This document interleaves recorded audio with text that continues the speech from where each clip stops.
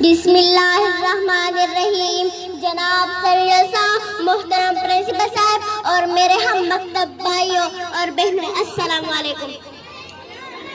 میری تقریر کا موضوع ہے پاکستان اور اس کے حالات زندگی. میں اپنی تقریر کا آغاز اس شعر سے کرنا چاہوں گی: عزت نفس کسی شخص کی محفوظ نہیں، اب تو اپنی ہی نگہبان سے ڈر لگتا ہے. ڈنکے کے چوٹ پہ ظالم کو برا کہتی ہوں، مجھے سولی سے زندان سے ڈر لگتا ہے.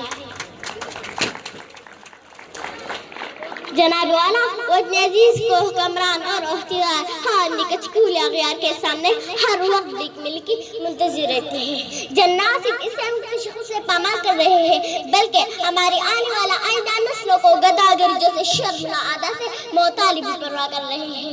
تاریخ میں ایسے قوموں کی کسی رقم ہے جن قوموں نے مسا کے نام پر اپنے سروں کو جھکا کر رستی سوال بلند کیا، اور بعد میں جن کا انجام بازار میں پتلی والی سبھی جسموں کے مانند کمتر اور حقیر بن کر ابھرا. ایسا ہی کچھ حال وطن عزیز کا بھی ہے.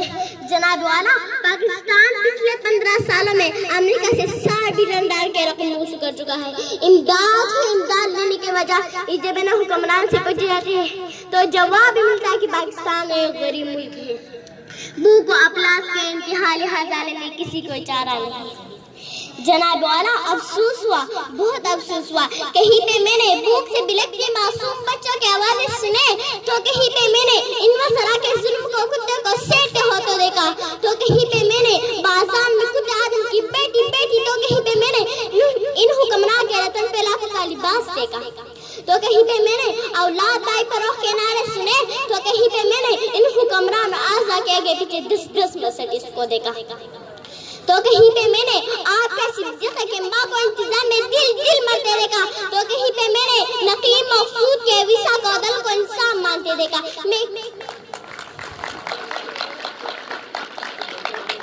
میں کیا بتاؤں کہ میں نے کیا دیکھا. میں نے اس ملک ہر شہر ہر کوچے کربلا کا میدان دیکھا. بے اختیار میرے زبان پر پاس آ گئی.